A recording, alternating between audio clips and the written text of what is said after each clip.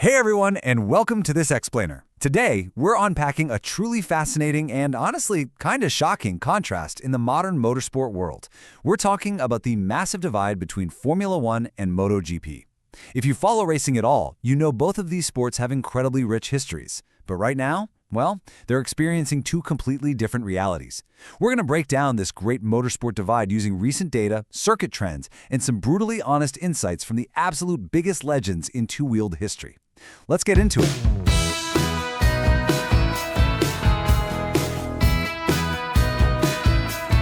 Okay, let's dive into this. Just look at these numbers. We're talking about a staggering 6-to-1 difference in attendance at the iconic Silverstone circuit.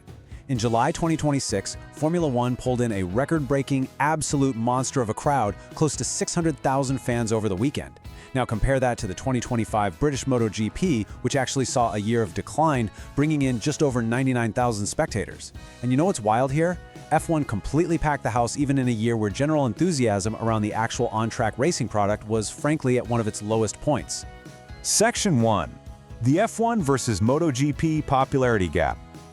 So that massive attendance difference at Silverstone, a traditional windy old airfield track miles away from any major city center, it really sets the stage for a much deeper analysis. Why is F1 thriving so much at this specific venue while MotoGP is struggling? Well, you gotta look at the track product. Right now, MotoGP is wrestling with extreme aerodynamics and ride height devices. These are gadgets that literally squat the bikes down on the straights to mechanically reduce drag. Throw in some major tire pressure issues, and you end up with heavily spread out contests and way fewer overtakes than fans are used to. But here is the key takeaway for us. The F1 numbers completely prove that raw, unpredictable racing quality doesn't automatically guarantee a packed grandstand. I mean, F1's racing enthusiasm was super low, and they still drew 600,000 people. Clearly, there is a totally different force at play here. Section 2. The power of cultural impact. Cultural momentum is literally everything in modern sports right now. It's the exact reason MotoGP is trying to shift its calendar away from those remote traditional tracks like Termas de Rio Hondo and Phillip Island, and is instead targeting major city hubs like Buenos Aires and Adelaide for next year. Former F1 team principal Guenther Steiner hits the nail on the head here. He points out that MotoGP just simply lacks the baseline popularity in the UK at this current moment. You need a massive underlying cultural interest to convince hundreds of thousands of people to schlep out and commit to a 3-day weekend in Northamptonshire. So the crucial point is that Formula One has essentially become a self-sustaining cultural juggernaut. Like Steiner says, F1 is a moving sport. Think about it. Right now, you could practically do zero promotion for an F1 race, let's say at the Sachsenring, and you'd still easily draw 500,000 people. It's totally transcended just being a race. It's a massive global cultural event. And hey, let's be super clear about one thing. This is absolutely not a lack of will from the organizers. Silverstone's promoters, guys like Stuart Pringle, genuinely want MotoGP to succeed. It's a huge deal for the circuit. They are putting in the work, hosting special Thursday press conferences in London just to drum up public interest. So they aren't ignoring MotoGP, they're actively trying to boost it, which just proves that this attendance gap, it's a purely cultural phenomenon, not some operational failure. Section 3. MotoGP's nostalgic golden era.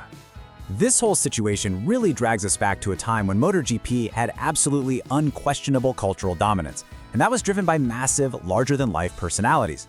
Check out this incredibly spicy take from Repsol Honda team manager Alberto Puig. He actually claims that legends like Casey Stoner, Dani Pedrosa, and Jorge Lorenzo were better than the entire current crop of young MotoGP stars. Well, with the sole exception of Marc Marquez. Whether you agree with Puig or not, his comment perfectly captures the deep, lingering nostalgia from MotoGP's recent past. Fans seriously miss those intense, undeniable characters. And this brilliantly illustrates just how insanely personal and emotionally charged that golden era really was. On one hand, you've got Razlan Rosali, who later became a team owner, holding a petty grudge from 2005 just because Valentino Rossi walked past him without signing an autograph in Malaysia. I mean, Rosali admitted he was so offended, he literally wished Rossi would never win a championship again. But then, on the flip side, you have Rossi's actual, undeniable legacy, single-handedly expanding the global fan base and bringing the sport to the absolute masses. I absolutely love this quote from Rossi. He says his greatest satisfaction, way beyond the 11-15 Grand Prix wins and the 9 world titles, was introducing so many people to motorcycle racing, from young kids all the way up to grandmothers. Rossi was the ultimate cultural driver. He was the reason people tuned in on a Sunday.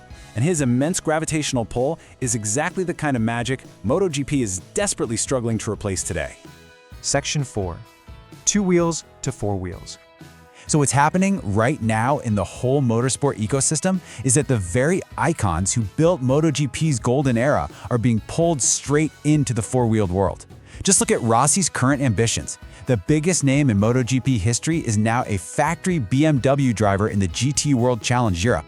He's actively targeting a drive in the Nürburgring 24 hours where he could literally race against Max Verstappen. He's even dreaming of racing at Le Mans alongside McLaren's Lando Norris. Rossi admits he misses MotoGP, but, and I love this, he says not that much because he's having a blast racing cars. He is sharing tracks with F1's biggest current stars.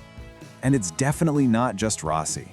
Even his fiercest old rival, 5-time world champ Jorge Lorenzo, wants in on the action. Lorenzo has stated his own plans to do car racing, noting that in the long run, he actually hopes to race against Valentino Rossi again. I mean, come on, that just proves the immense, undeniable gravitational pull of car racing at this specific cultural moment. The big names all want to be part of the four-wheeled spectacle. Now, what's really interesting about this whole situation is how these two worlds are bleeding into each other culturally. In Italy, Ferrari is basically a religion, right? Especially right now with Charles Leclerc and Lewis Hamilton winning races. But Valentino Rossi is famously choosing to support Kimi Antonelli for the 2026 F1 World Championship over his beloved Ferrari.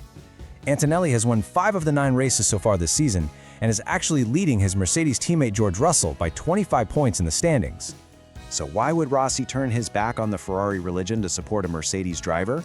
Well, it all comes down to this number, 70.